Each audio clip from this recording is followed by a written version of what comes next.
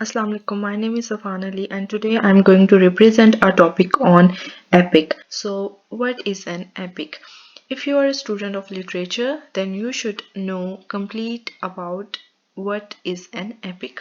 सबसे पहले मैं epic की definition को discuss करूँगी, इसके बाद मैं इसके key features, इसकी example और इसके बाद conclusion पे जाऊँगी. So, if you like the video, then make sure to like the video. If you don't like, then dislike the video. So let's dive into the video.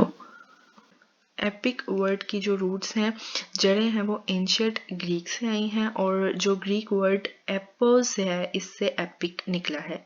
एपोस का मतलब है a word, a story, a song और literature में epic का मतलब है a long narrative poem जो कि एक हीरो की जर्नी को बताती है, उसके ग्रैंड और हीरोइक डीड्स के बारे में बताती है. एक ऐसा मिथोलॉजिकल फिगर होता है जिसके इर्द गिर्द एक स्टोरी रिवॉल्व करती है. ये एपिक पोएम जो है ये एलिवेटेड स्टाइल में एक फॉर्मल स्ट्रक्चर में और सीरियस टोन के साथ लिखी जाती है, जिसमें पोएटिक डिवाइसेस जो हैं यूज़ होती हैं, ब्लैंक वर्ड्स यूज़ होती हैं और डेक्टाइलिक हेक्सामीटर यूज़ होता है.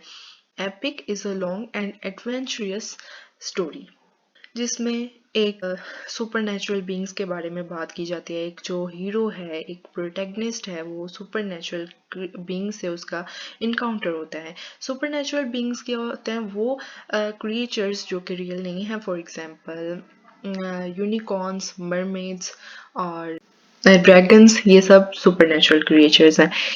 इसके बाद एपिक जो है, हम डेली लाइफ में भी ये वर्ड यूज़ करते हैं जब हमने कोई ग्रैंड, इम्प्रेसिव या मोनूमेंटल कोई यादगार चीज़ को डिस्क्राइब करना हो तो हम उसे एपिक कहते हैं. For example an epic journey, epic achievement, epic movie. अब बात करते हैं हम की फीचर्स की. आप इसे एलेबरेट कर सकते हैं और डिटेल दे सकते हैं. आई होप सो कि आपको इन पॉइंट्स के थ्रू समझ आ जाए. सबसे पहला पॉइंट है हमारे पास हीरोइक फिगर का. एक एपिक पोएम जो होती है वो एक प्रोटैगनिस्ट के रिवॉल्व अराउंड करती है जिसकी एक ग्रेट इंपॉर्टेंस है. ठीक है, यही एक इसका सबसे बड़ा की फीचर ये है कि इसमें एक हीरो होता है. इसके बाद पॉइंट है कस्ट और जर्नी.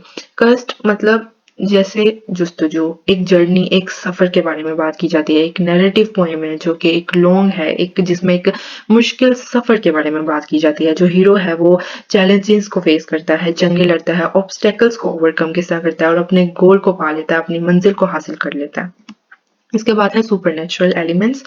जैसे मैंने पहले आपको बता दिया कि supernatural elements such as gods, goddesses और यूनिकॉर्न्स, इस तरह ड्रैगन्स के बारे में बात की जाती है. ये मिथिकल क्रिएचर्स के बारे में बात की जाती है. सुपरनैचुरल एलिमेंट्स, ये भी इसका एक फीचर है. इसके बाद है एलिवेटेड लैंग्वेज. एलिवेटेड लैंग्वेज मतलब पोएटिक डिवाइसेस का यूज होना. एक यूनिक स्टाइल को फॉलो किया जाता है. Poetic devices such as blank words, such as hexameters, pentameters, जो कि इसकी अहमियत को और ज्यादा बढ़ा देता है. नेक्स्ट पॉइंट है invocation of the muse. Invocation of the muse का मतलब ये है कि मोस्ट ऑफ द एपिक्स जो हैं वो स्टार्ट किस तरह होते हैं कि जो पोइट है वो एक गाइडेंस मांग रहा है, एक इंस्पिरेशन मांग रहा है एक डिवाइन क्रिएचर से. इसके बाद पॉइंट है हिस्टोरिकल और कल्चरल सिग्निफिकेंस. एक सोसाइटी जो कि एक एपिक को बनाती है वो अपने कल्चर को, अपनी हिस्ट्री को, अपने रिलीजन को प्रेजेंट कर रही होती है. नेक्स्ट हमारे पास एग्जाम्पल्स हैं. Examples, classical examples of epics में Homer's Iliad, Odyssey, Virgil's, Aeneid और जॉन मिल्टन की पैराडाइज लॉस्ट शामिल है. अब आते हैं कंक्लूजन पे. तो वो ये है कि एपिक्स जो है वो हमारे लिटरेचर में एक सिग्निफिकेंट रोल प्ले करते हैं. किस तरह? क्योंकि इससे हमें कल्चर्स के बारे में पता चलता है, डिफरेंट सोसाइटीज के बारे में पता चलता है. इस तरह हम मॉरल को, मोरालिटी को, फिलोसफी को और कल्चरल थीम्स को जो है जान सकते हैं. एपिक्स के थ्रू हम एक्सप्लोर कर सकते हैं थीम ऑफ हीरोइज्म, मोरालिटी और ह्यूमन एक्सपीरियंस के थ्रू. होप सो आपको एपिक की अंडरस्टैंडिंग हो गई होगी. ये था आज का टॉपिक. अगर आपको कोई क्वेश्चन है तो आप कमेंट सेक्शन में पूछ सकते हैं. Thank you so much for watching.